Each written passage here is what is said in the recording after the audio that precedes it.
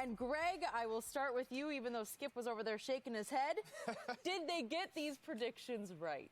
Absolutely Right. not. Oh, Not. I got it. I fell for it. I got it. Absolutely not. Absolutely not. When you look at the Dallas Cowboys and what they've been able to do, just let's focus on last year, where they went, winning the playoff game, winning the NFC East, dethroning the former NFC East champions, Philadelphia Eagles. I like where the Dallas Cowboys is. I like what they're doing and what they're putting around Dak Prescott. I believe, number one, he has to get rid of the ball to help his offensive line out, but they also have to help him out. But adding Randall Cobb, and when you lose a Cole Beasley, that's really a wash. You really upgrade there, in my opinion, because Randall Cobb, more experience, has played in more meaningful games. He understands how to make big plays. He creates separation still. He can make your young quarterback better, and he's a leader on the sideline and on the playing field. You know, Also, thank you for bringing that up, because we have not had you on since they added Randall Cobb. That's actually a good point. You You're know right. You Randall know Cobb. him. Yeah, absolutely. Yeah. Great personality, great mesh dynamic with a quarterback, specifically a young quarterback. He's going to make Dak Prescott a lot better and build that confidence as well. And that going to make him a lot madder. No. When he ain't throwing the ball. Or he skip it to him or hit him in the heel. Really? But I like the Dallas Cowboys. They have not gotten worse. They've gotten better. And we've already seen what they've been able to do with now a young offensive coordinator who was already in the fold at quarterback, Coach Kellen Moore. So there's a relationship there. We all know how important that is with a quarterback to an offensive coordinator. Somebody's going to be who you trust to give you the right plays that I want to run, that I'm comfortable and confident in running. I like the pieces that are in Dallas. I think they'll be a 10-plus win team. When I look across to their opponents in Philadelphia Eagles, they've lost a lot. They've acquired Jordan Howard as of recently and Deshaun Jackson. I think those are huge additions. Absolutely. I think those are huge additions. Yeah. But He's getting up there in age. when you lose guys like Michael Bennett and Nick Foles, I think Nick Foles is going to be the biggest loss within this locker room. And this is why I say that. This is no disrespect to Carson Wentz, but every player has an ego. Carson Wentz or Nick Foles was a very huge plus and positive in that locker room, but he also was a negative in the mentality of that guy, Carson Wentz. Because when you see how much your team clings on to another player you're supposed to be the guy, it messes with you mentally. You may never say it. He may never disclose fully what it means, but Shannon, you know, if you're hurt and you're injured and you're looking at another tight end catching balls and the team is rallying around this guy, although you want the best for the team, you still want to be appreciated and valued as, man, you guys don't miss me? You don't need me anymore? And I think that played with the psyche of a Carson Wentz. So I think he'll get better because Nick Foles is now out of the wings, so to speak. They have a great relationship, had a great relationship, continue to have a great relationship, but I think he'll thrive better. I just don't see them winning the NFC East. I think it'll be competitive, but with Dallas at 8.5 wins, I think they're wrong there. I disagree with you, and let me tell you why I disagree with you. Because you made some very compelling points. They added Randall Cobb. Eloquent point. Yes. It was brilliant. It was very, But all the reasons why they should be better are the very reasons they won't. They don't have the prosperity well. Now, instead of last year when they played that bull jive schedule, they got a first place. Bull jive. That's how they got. Remember, Go to Carolina and go to Seattle. and they took and what they do? Took the L. Okay, then. See, Then what happened? can you let me finish my point? Please do. You asked me. You remember in 2015, they stunk it up. They got a last place schedule. They won the division. In 2016, 2017, after having to play a first place schedule, stunk it up. So now the history gods have decreed every other year Dallas is going to stink it up. Is that how it works? It's decreed from the heavens.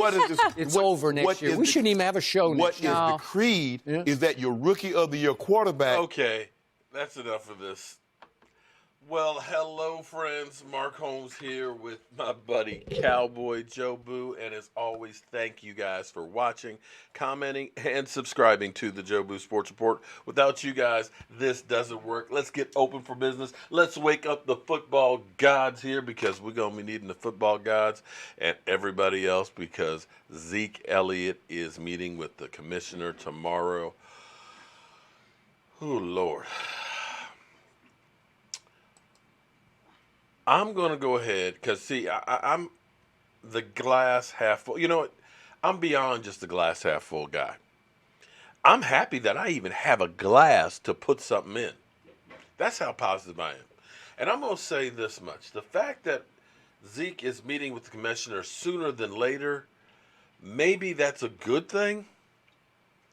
Because you remember how long everything was stretched out, investigating and everything else for a year and everything else. You know, it's the fact that they're bringing him in this quickly to maybe smack him on the wrist. Maybe. Am I being too positive? Am I crazy? But the glass is cracked. Okay. All right. Okay, Smarty.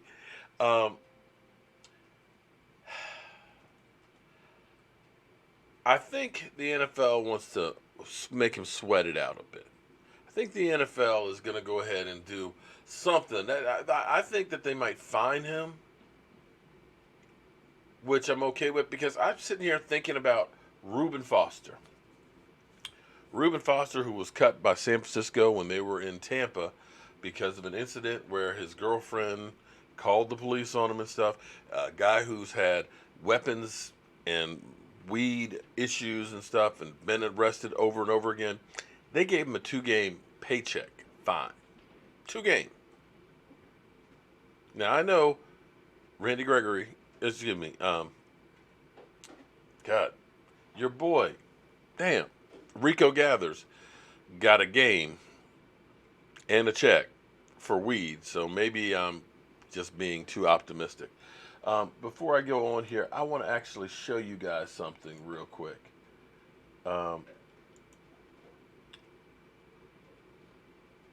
Let me just get this unloaded here, because this is actually from one of you great fans out there.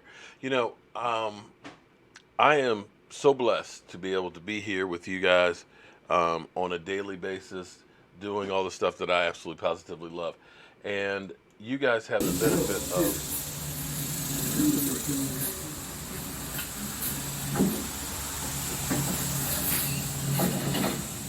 Okay, that's one. That's L4G Custom Fabrications. He sent me this quick clip. Man, next time, send me a longer clip, man, and put yourself in the video clip, man. He's out building and fabricating some stuff metalwork-wise, and he's watching the Joe Boo Sports Report on a big screen TV. But here's the thing I'll tell you, though, man. Be careful watching me on high def on a big television screen. I'm telling you, it will give you brain damage. Don't look too close. Just don't look too close, because, you know, I'm not that attractive. But anyway, thank you very much, my man. I appreciate all the support. I appreciate all the super chats that you've done over the years and things. I just can't thank you guys enough. How you doing tonight, Miss Jackie? I see Victor, who's always here. I see Garrett. I see Adam Hunter. Miss Anita, how are you doing? Derek Young, thank you very much. We're winning 13-plus games, no doubt about it. Keep up the great work. Well, back to Zeke, and we're going to get back to what the talking heads out there were saying about our Cowboys being 8-5 because, you know, they got a first-place schedule. You know what? Screw them for a moment. Here's a crazy question for you guys. Do you think in the back of some of the Cowboys front office that maybe they're happy about this little incident with Zeke Elliott? I don't really think it's good. Let's say worst case scenario. Let's say he gets 2 games. Well, we play the Giants, who you saw what we did without Zeke with the Giants, right? Then we got the Redskins. If you're going to lose Zeke for a couple of games, where Zeke, if you look at Zeke's numbers, Zeke usually takes a couple of games where he really gets going. And you drafted a Tony Pollard. I think you drafted him because he's your insurance policy. And now your offense isn't in the same position that it was in 2017. Because here's the thing. Think about this game. Do you guys remember the Denver Bronco game in 2017? Where we got bitch slapped and Zeke could not get anything going. And if you watched All or Nothing, you saw the coaching staff up in the booth up there that looked like they were dumbfounded and didn't have a clue what to do next. It was just like, oh, they're stopping the run. They're stopping the run. What do we do? They looked like they didn't know what else to call. The only thing they knew was run Zeke. Zeke's not working. Where's the panic button? Right? Did that seem like it to you guys? Because when you watched All or Nothing, that to me gave me a whole different perspective of how the Dallas Cowboys after 2016, I think they patted themselves on the back. They said, you know what? We got this.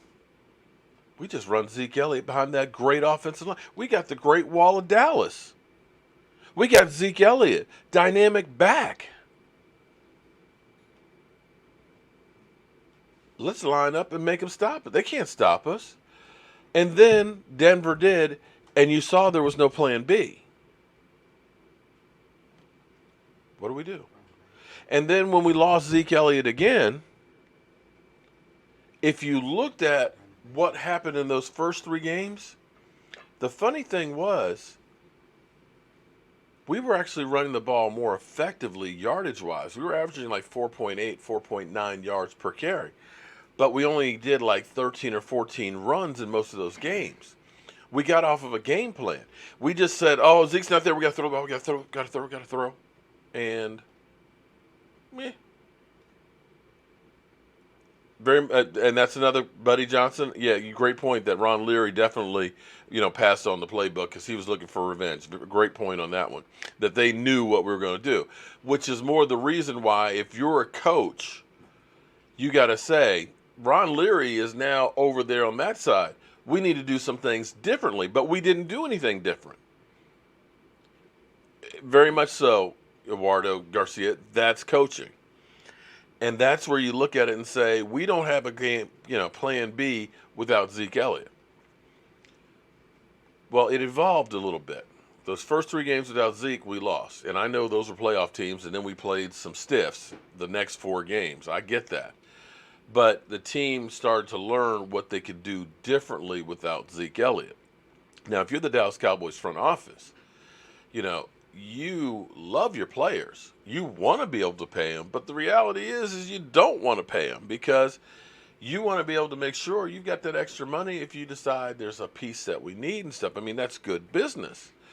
And with Zeke Elliott, even if Zeke Elliott gets through this with basically a slap on the wrist, this is ammunition for you as the Dallas Cowboys to say, hey, wait a minute, Zeke, listen, man, you ain't got nobody to blame but yourself, buddy. You keep getting in troubles.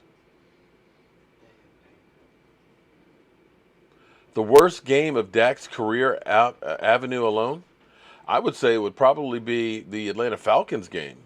I mean, if you want to look at it. But that collectively would be the whole team because Lord knows you had Sakurama going on there with Claiborne on him and stuff. But does that answer your question?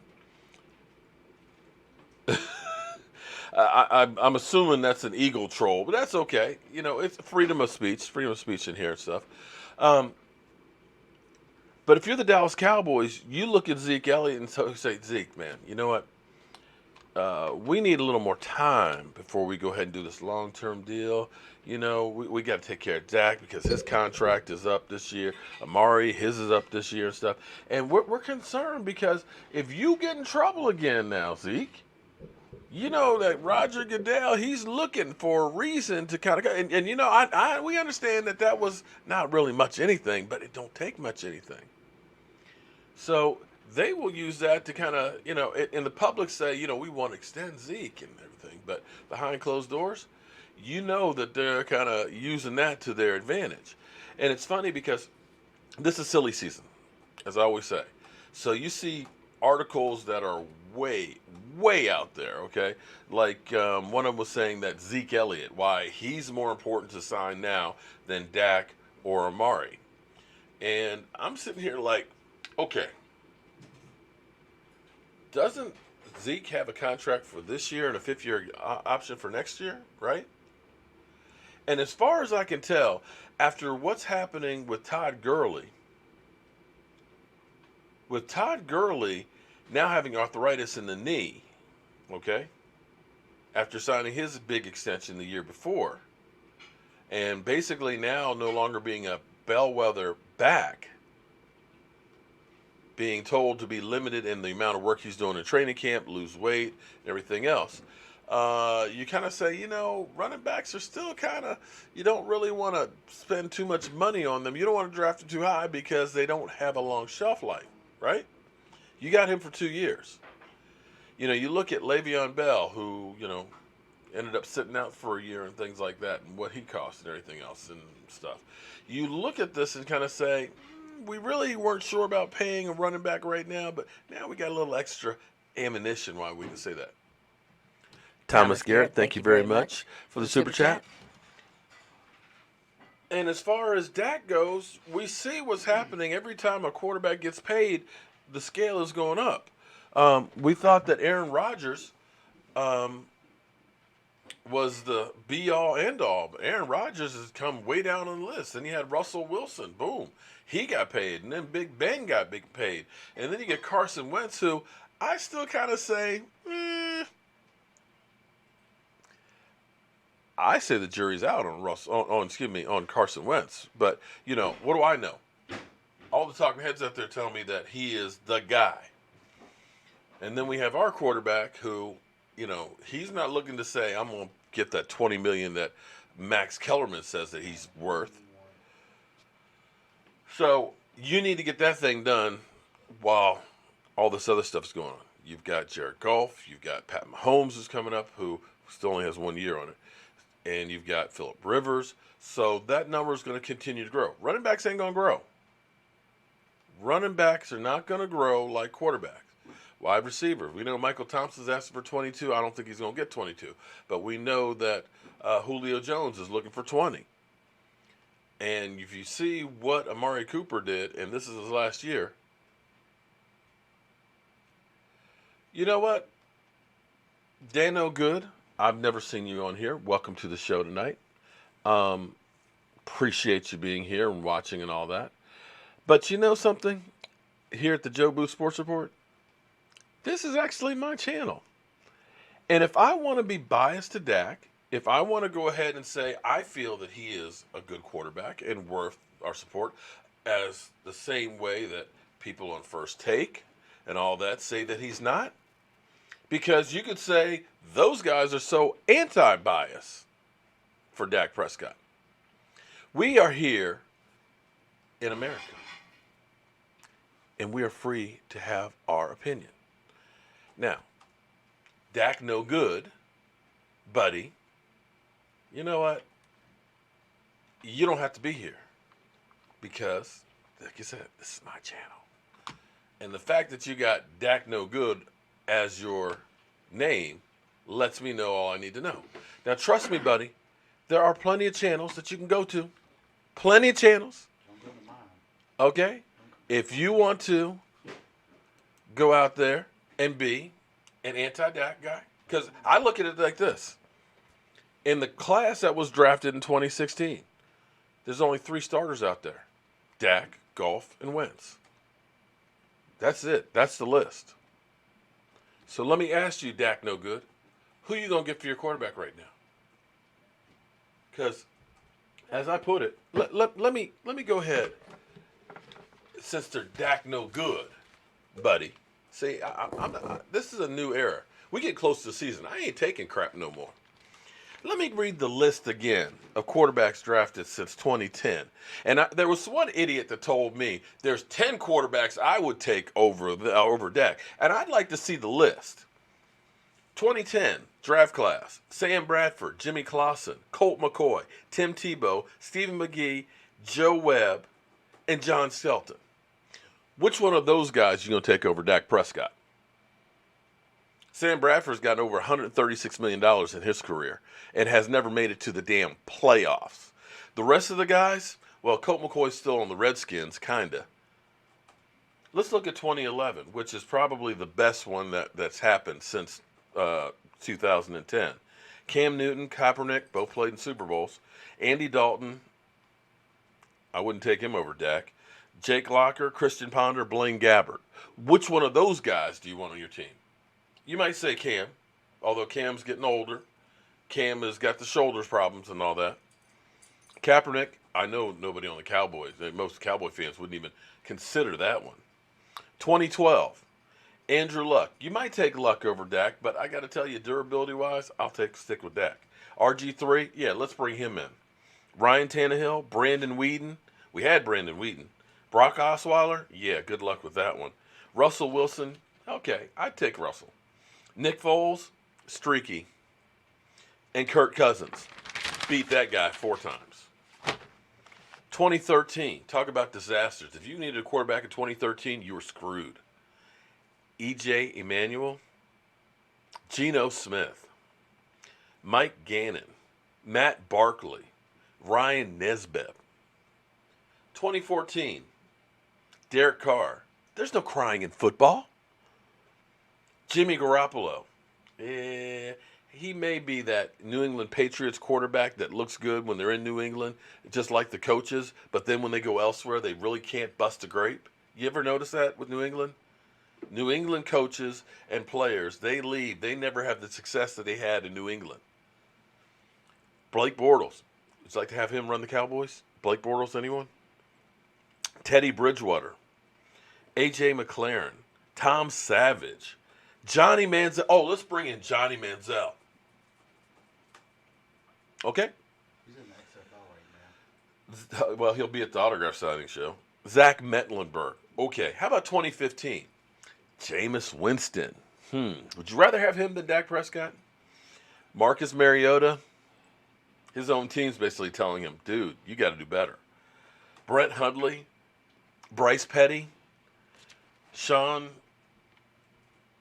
Manion. I don't even know who that guy is. So, as you keep saying that Dak no good, I'm looking at a whole list of guys that ain't busted a grape other than Cam Newton, Russell Wilson, Andrew Luck.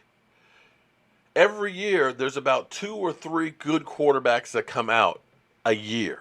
That's it. That's the list. And all of you assholes that are out there that just keep talking trash about my quarterback, I'm sick and tired of it. I'm just not putting up with it anymore. If you want to go trash him, fine. Make yourself your own damn channel. Go in there, say what you want about Dak Prescott and all that, but don't bring that crap up in here. Don't bring it.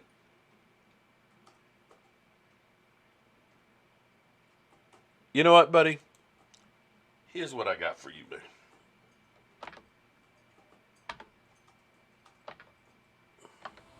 "23-hour lockdown. 23-hour lockdown. I'm the man up in this piece. I'm the man up in this piece. King Kong ain't got shit on me. So, Mr. Dak no good, bye-bye. Have a nice damn day, okay? All right, back to where I was, okay? You know, I am so sick and tired because, see, you want to have things to talk about. You know, and it's the same crap that you hear about how much better Carson Wentz is than Dak Prescott. Let me see if I can find this real quick. Because, see, now my blood is boiled, man. I'm really just pissed off. Because this hatred of my quarterback is just freaking ridiculous.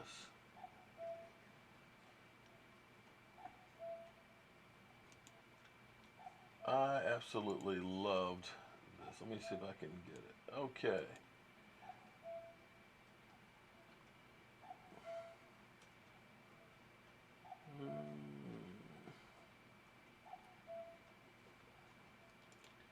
Okay. Here we go. 32. Uh-oh. I'm looking for got pressure off the eye. Boom.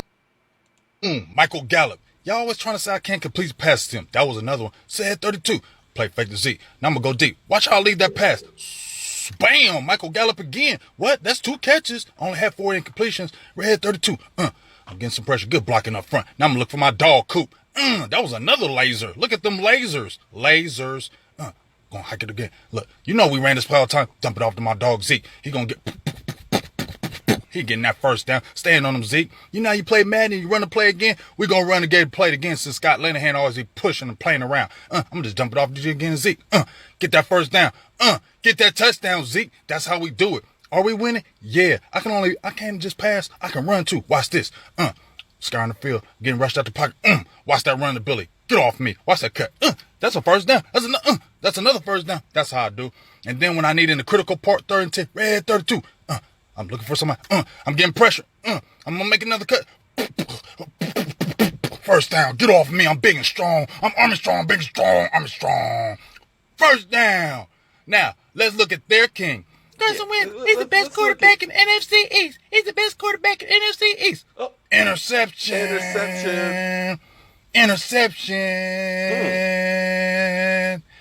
Carson Wentz, he gonna take the Eagles to another Super Bowl. That's why he deserves to get paid all that money. Because he's just a baller. He gets all the money. He deserves it. Boom. Interception. Yeah, not even close. Interception. Carson Wentz, Dak Prescott ain't nothing no daggone Carson Wentz. Carson Wentz will kill Dak Prescott because he's the best thing in the world. Look at this. Interception. Now, who the hell was he throwing that one to? Interception. Who was he throwing it to? Philadelphia Eagles, this is your king? Yeah, exactly. That's your king? Come on, man. So, you know what? If you guys want to fight, if you cherry pick, oh, I love that cherry picking. Okay.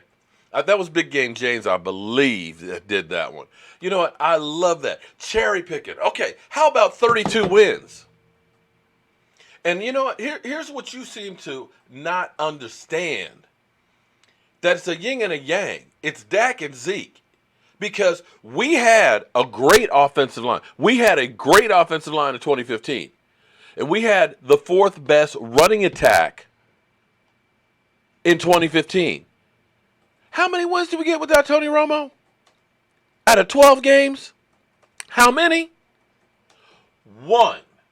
1 damn game with the best offensive line. That's not the same offensive line that we had last year that was in flux, that was constantly changing around.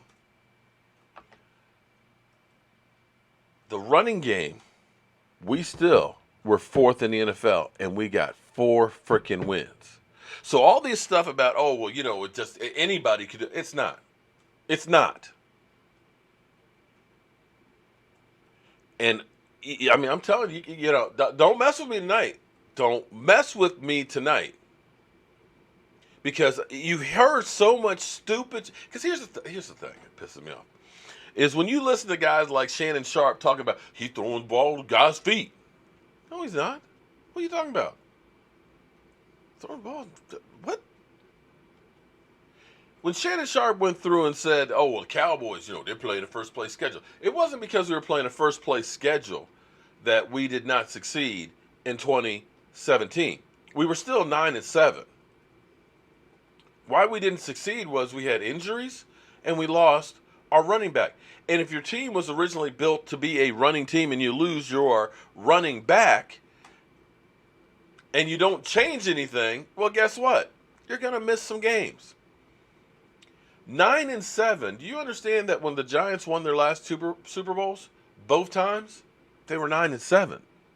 9-7 typically will get you into the playoffs in the NFC. As bad as it was last year.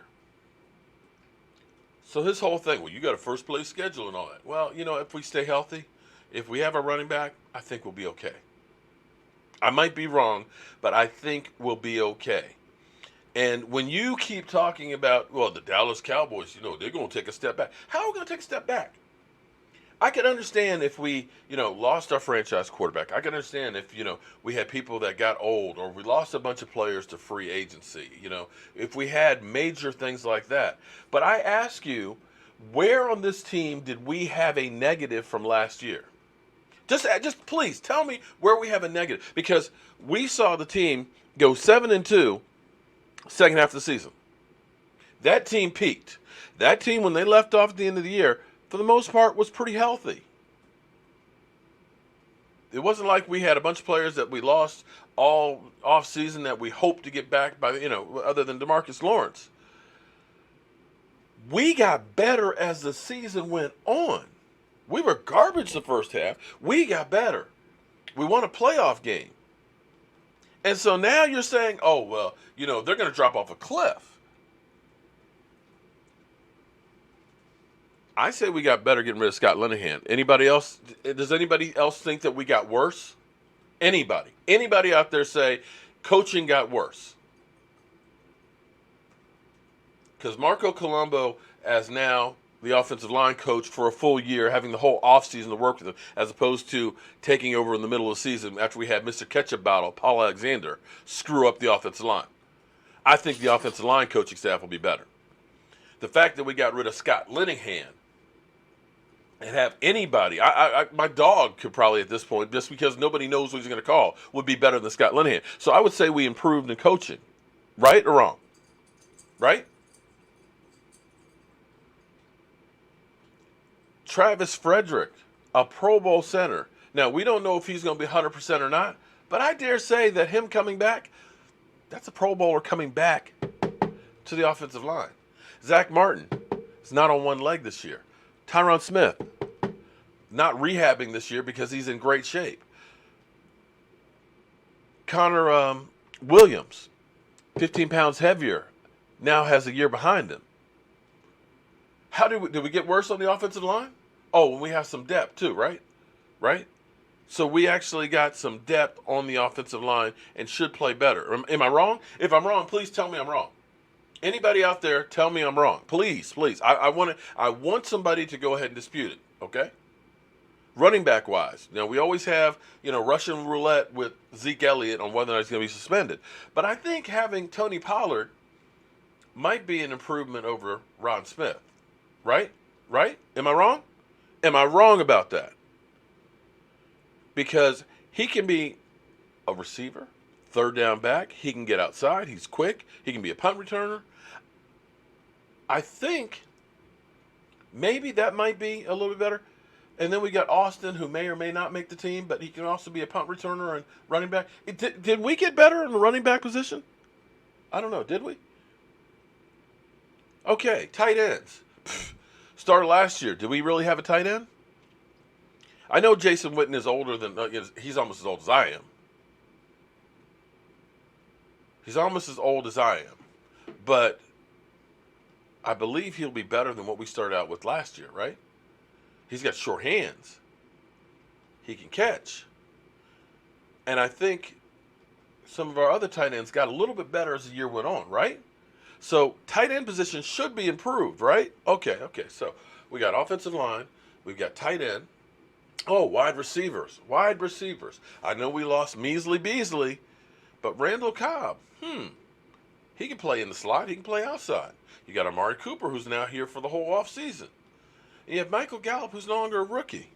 Did wide receiver position get worse or better?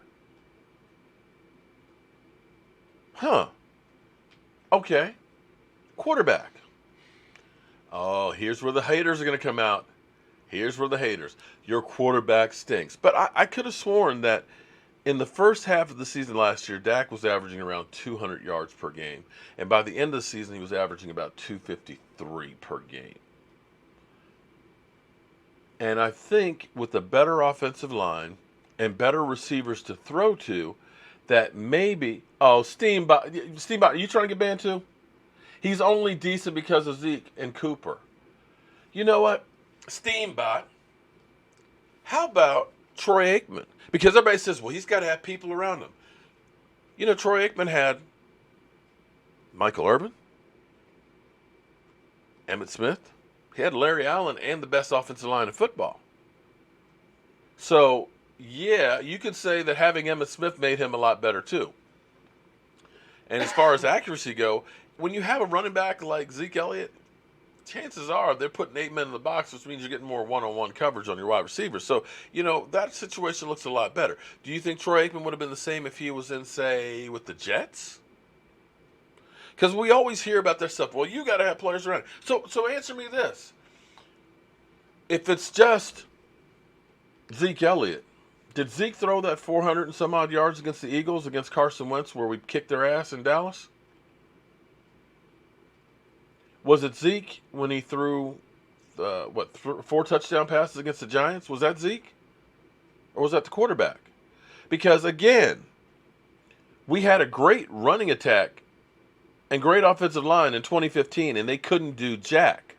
Am I wrong? So as I'm looking here on all the levels, I think all levels in the offense have improved. Am I wrong? Other than Steamboat, anybody else? Dak is Bortles. Yeah, okay. Okay, Julio. That's truly an Eagle. And of course, Jay Novacek, but he also had Alvin Harper, too, in there, too. I mean, he had everything, and he had the best defense that was giving him the ball on a consistent basis. And here's the amazing thing. And I know they'll say, well, it's a different era. He only had 1 year where he threw over 20 touchdown passes?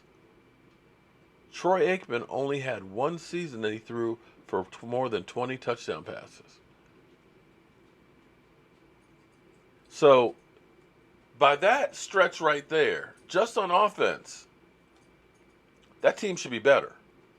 On defense, now we're going to have DeMarcus Lawrence, who just started working out. I got to look at the tape. We've added Robert Quinn, Christian Covington, Kerry Hayter, along with Antoine Woods, who's got another year, with a Tyrone Crawford. We could conceivably have the best defensive line in the NFL. I challenge you to say, who has a better one than us? I'd say the Rams did if they had Ndamukong Suh. But with Suh gone, I think they're going to take a little step back. Linebacker-wise, you got the best young linebacking core out there, and you got a healthy Sean Lee who will be playing strong side only 25% of the time. Cornerback-wise, I think having Chris Richard there for a second year will make him better. So where is it that this team dropped to like 8-5? Now, I'll say this much. With the weapons that Dak has, if Zeke doesn't get suspended and the team stays relatively healthy, the offensive line stays better than they were last year. It's on Dak now. But I have a feeling that you're going to see a great year out of Dak Prescott with this offense, with this cloud of Scott Linehan out of here. Because if Scott Linehan was worth anything, the way coaches are retreaded, okay? My man got fired in Miami and immediately got hired in New York. Chip Kelly destroyed the Eagles, immediately got hired in San Francisco. If Scott Linehan was anything, he'd be hired by somebody right now. But ain't nobody, and I mean nobody, thinking about doing anything with Scott Linehan. What's up, TGK? So let me go back to you haters talking about my quarterback. He can handle pressure. He can handle pressure because Lord knows he beat Carson frickin' Wentz 3-1. So yeah, I'm biased towards my quarterback. I believe in my quarterback. And I'm going to fight for my quarterback. And if you don't like it, well, you know what you can do? You can just...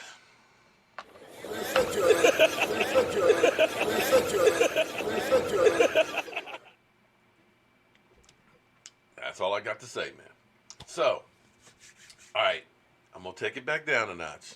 Sorry, I kind of lost my cool there.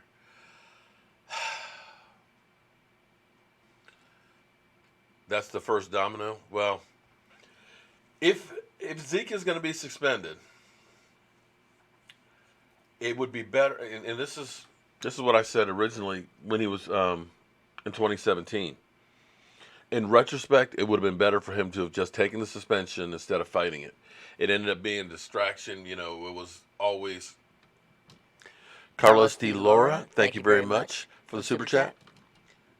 It was too much of a distraction for the team of, you know, Monday he's meeting with the NFL commissioner and stuff, and then finding out on Friday he's playing on Sunday and stuff.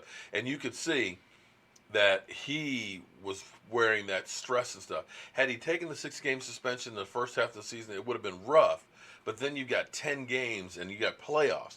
So hypothetically, let's say he does get 2 games and it's against the Redskins and the Giants. Stuart Morrison, thank you very much for the super chat. I don't want to play without Zeke. I don't want to. But if those are the 2 games he's going to miss, I'd rather be against those 2 guys and have him for the home stretch. That's the way I look at it. You know, maybe I'm wrong. Maybe you guys have a difference of opinion. But you know how it is with Zeke in the NFL. The NFL gives no breaks to him. Joe Boo looks like he's got a stomach bug. Joe Boo looks like he needs some new hair. Oh, yeah, and again, and that's, Jim, I tell you what, Dorrance Armstrong is another beast that's in there. And this is the problem for the Dallas Cowboys. When it comes down to cut downs, it's going to be tough. There's going to be a lot of players out there you're going to say, I can't believe that we got to let that guy go.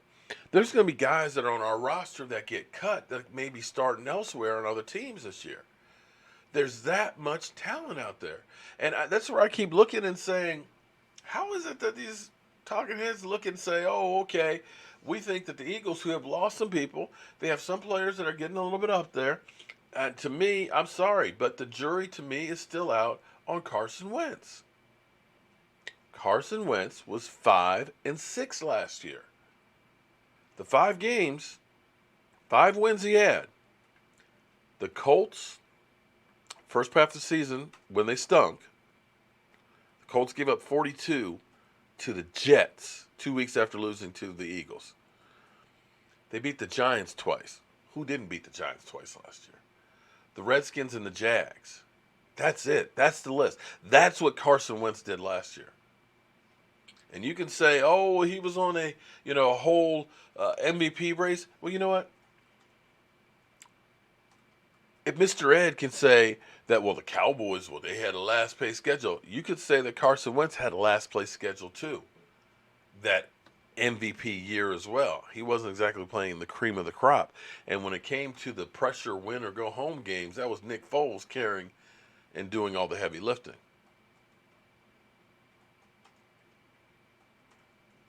How many games does Kellen Moore have to prove himself? Well, here's what I'll say about Kellen Moore. We heard that Dak wanted Kellen Moore to be the quarterback coach, which I was surprised. I'll be honest with you, I was surprised. Kellen Moore's the reason why we got Dak Prescott. Steamboat, who the hell are you? Seriously, you must be an Eagle fan. You must be an Eagle fan. You think the talking heads, not all of them are full of crap, but come on. When you have Max Kellerman say that, Dak is a $20 million a year quarterback, and you look at some of these people that are at $20 million, you kind of say, come on, man, let's at least be realistic, okay? And again, Steamboat, if you don't like what I have to say, you don't have to watch. How do you enter and come to? Well, you have to get invited to the man cave, Victor. And, of course, there'll be a background check.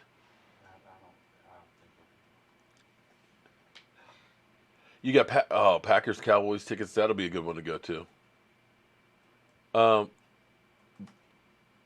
Well, looks like Miss Jackie got Steamboat. You know what? He's definitely a troll. I bring him out of people. Michael Jackson has said, here's the thing about safety. We'll see what they end up doing. But I'm going to trust Chris Richard. Chris Richard had, and Russell Wilson gets a lot of credit for winning the Super Bowl, but it's like Troy Aikman having that number one defense. That number one defense helps. When you get a defense that was getting the ball and the takeaways and giving your offense more opportunities, and you had a beast mode, that was the winning formula for Seattle. Russell Wilson is throwing for more yards right now. He's playing lights out. Don't get me wrong. But you see they're not winning Super Bowls right now, are they? Because they don't have the other things around him that they had. The bellwether running back that was killing it, that was chewing up clock and everything else. It's all on his arm, and they're not making it. You could look at Big Ben, who's throwing over 5,000 yards. You can look at Matty Ice, who's got, 4,000 plus every year. But here's the thing. They're not winning Super Bowls anymore. Carlos, there's actually Teesprings. I'll share the site. Working on some new ones right now, new styles for this year and stuff. That'll be up on there. But I'll share the link for it. But Teesprings is the site for the T-shirts. But you have to understand what Zeke. Thank you very much for the super chat. I know. I suck. I'll get it out to you. You look at all these teams, because see, what happens is so many of you guys are into fantasy football. Hello, friends. Cowboy Joe here for Joe Sports Report. And guys, I am here with one of the stars from The Daily Show. And I got to ask him a question. Rob Riddle, any advice for a budding comedian here? Any advice? Any? Okay. Sorry about that. Hit the wrong button there. Too many guys watch fantasy football, and when they watch fantasy football, they think that, if you're not throwing for 5,000 yards, you're not winning. But understand that all of these offenses that are throwing for tons of yards, some of it is because they're behind trying to catch up, and the other part of it is they're making a lot of turnovers and mistakes. The Dallas Cowboys, if you go back to the Cowboys mantra, the winning formula the Cowboys have always had has been a great running game and running back, a great defense, and ball control. When we say Tony Romo has all of the Dallas Cowboys records, you know why? Because can a Saints fan, hey, I've had Mario Davis sitting right here. I'm okay with the Saints fans as long as they don't act up, especially if they're bringing some gumbo. Now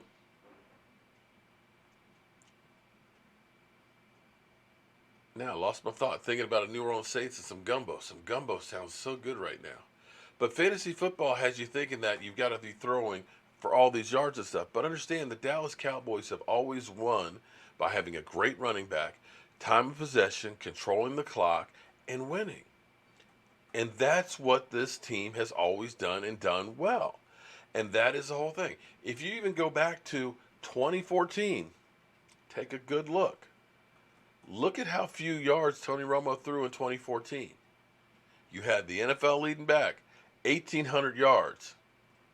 1,800 plus yards from DeMarco Murray.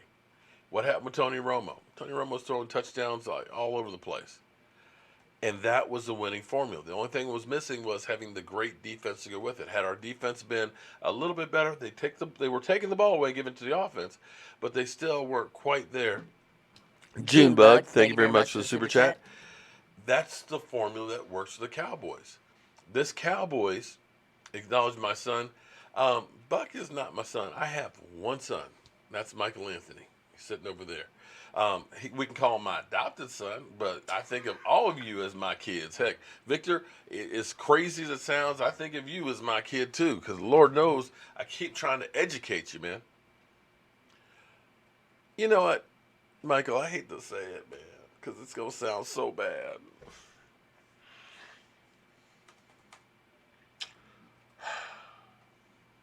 I enjoy getting pissed off at a troll from time to time.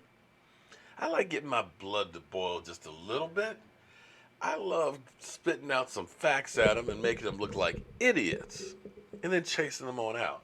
I'm sorry. I shouldn't be that way. It's not the way to be.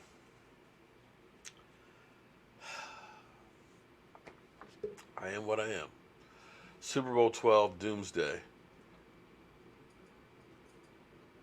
Mark, you're my dad. Okay. Mark, Dak is number 1. Winsville is number 2. Say it, Mark. Say what, Mark? Happy Father's Day, Mark. Father's Day was a little bit ago there, buddy, but thank you very much. Oh, lordy, lordy, lordy. The things that we talk about on this channel.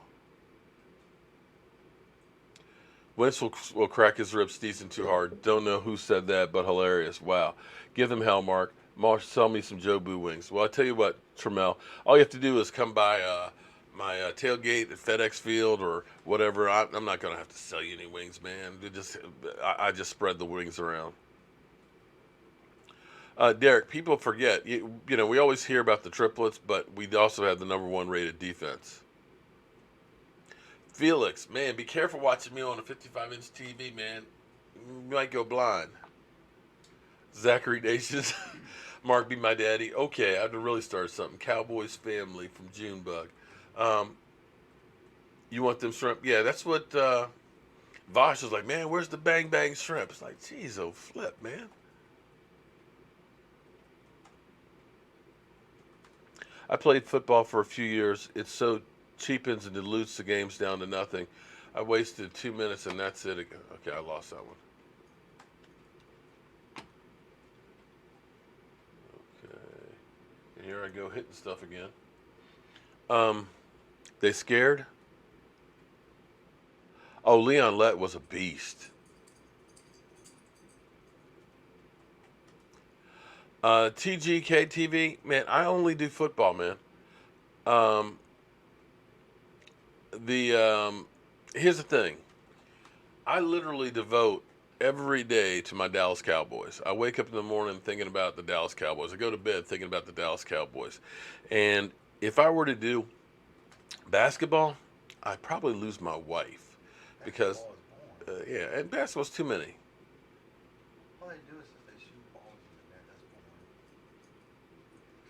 David Sanders, I have to agree with you that this is like, it is the worst time of year because, you know, you get a little taste with the mini camps. You know, it's literally just 65 days away from kickoff.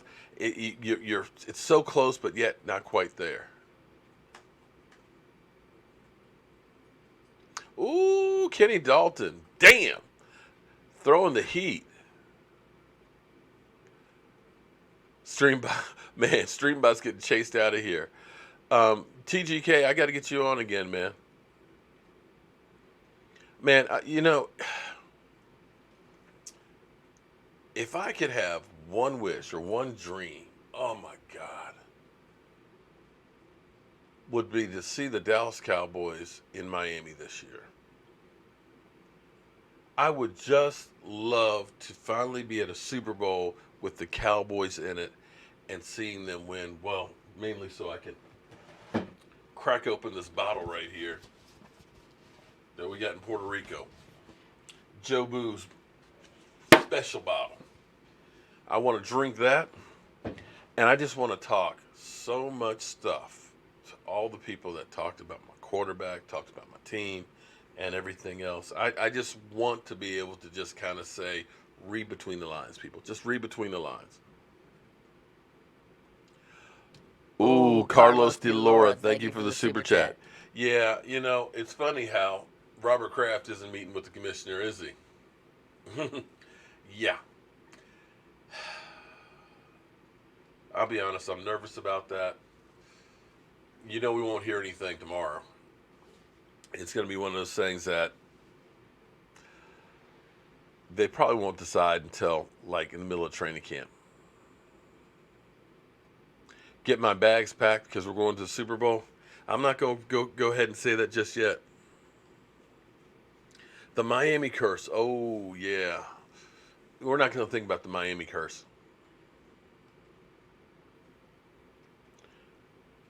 Harvey Too Tall, that was on defense.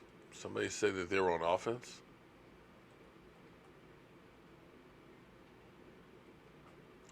Free tacos in Dallas if we win the Super Bowl? I'm there. Jobo Super Bowl, okay. You didn't hear about Kraft? Kraft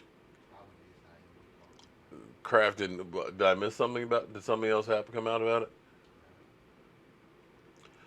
What molten citrus? Would I love Chris Richard to be our head? Oh hell yes, I would love Chris Richard.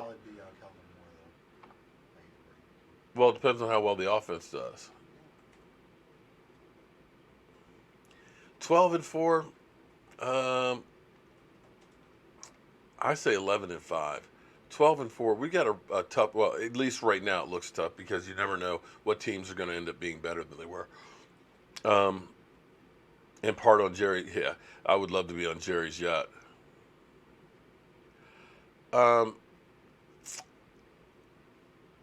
I tell you what, you got a point there where I hated Kellen Moore, but he's the reason why we got Dak Prescott. I would, yeah, that's part of the reason why we got Dak. No, you don't. Perez, you live on Old Keemel. Come on, man. Come on, man. Really? Well, we got to get together over at Lucky's, man, when we watch the games and stuff. That's just literally around the corner. Yeah, Matthew, you know what? Here's where we're looking at that. Think about this. We got Randy Gregory lost for a game for smoking weed, and then you have guys that are trying to get you to sleep with, nothing. So we got that. We got Tyrone Crawford. We don't know with his barroom incident, and yet there's Montre Nicholson with the Redskins, who there's a video out of him and his girlfriend going at it with some other people. She's breaking a bottle on another woman's head and everything else. Nothing there. But yet Zeke, and I know people will say, well, you're just trying to defend Zeke Elliott and everything else. Okay, come on. Let's take a look. Let's take a good look at that. Let's be honest. Mark, open up your Joe Boo jar. Oh, no, I'm not going to open up. No. That mojo's got to save for the Super Bowl. Angelo, so the question, if Zeke gets suspended again, do we sign a big contract? That is, I think, regardless that they're going to hold off before they sign him to a big contract, that they're going to use that for ammunition. Week 1, Giants. Book it, Felix. I'll be there. Cowboys open bar.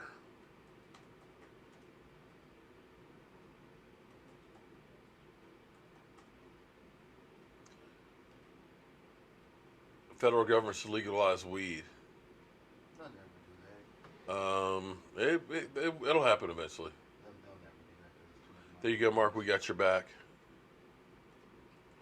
Well, but here, Miss Jackie, Zeke wasn't arrested before the 6 games either. Zeke Elliott has never been arrested. He agreed to those terms. That's the thing that's crazy. The man agreed to the terms. I don't know, man. It's one of those ones that's kind of crazy, but it's, the NFL. It's a privately run company or business or whatever you want to call it, and they have the right to do whatever they want to do. Well, what's wrong with weed? Here's the reality. The NFL only tests once a year for it. And if you know when they're going to test and you haven't been busted, it's the only time you're going to get tested. So you can kind of smoke it. Unfortunately, Randy Gregory got busted at the Combine, in which case they immediately put you into the substance abuse policy where they test you multiple times every month. So here's the thing that's kind of funny, or it's not funny, it's kind of sad. We think that he's failed 7 tests in the course of 4 years. If you listen to Chris Long is like, we just stopped smoking a week before we know the test is coming, and after that, it's fire away. You could actually have Chris Long, who was the man of the year, smoking more weed than what Randy Gregory was. But It's the way the rules are. And unfortunately, he's in the system. And once you're in the system, you're the guy they're going to make an example of. So they can say, well, hey, we're doing something about drug abuse. In the same way they look at Zeke Elliott and say, hey, we're doing something about domestic violence. We're making sure that, we're doing what we're supposed to do.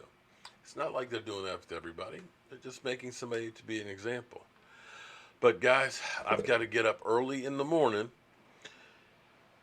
and keep a close eye on what's going on with Zeke Elliott. And I've got to get up out of here. It is actually time to put out the lights.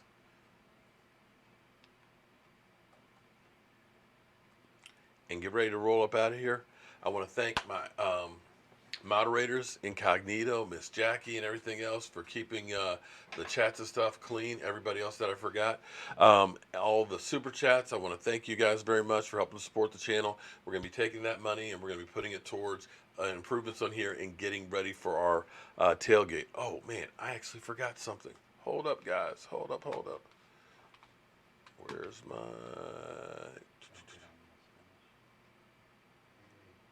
Where is it? It's not there. Why isn't it there? Okay, I guess I won't be able to show it to you. My bad. I'll make sure I will on the next stream. But don't forget, tailgate against the Washington Redskins. If you're going to be going to that game, we're going to be having a blowout. I mean, a huge tailgate. We're trying to make this thing the biggest tailgate out there, and I'm hoping that we'll be able to see a lot of you guys. We got Tyson, West Coast coming through there. We've got a couple other YouTubers that's going to be there and stuff. So we're working on the plans, and a meeting actually with Barry. I thought it was going to be today, but he didn't get the flight in, so we're going to be talking on Wednesday. So we'll have more stuff on that coming up soon. But right now, it's time to turn out the lights because this party's over.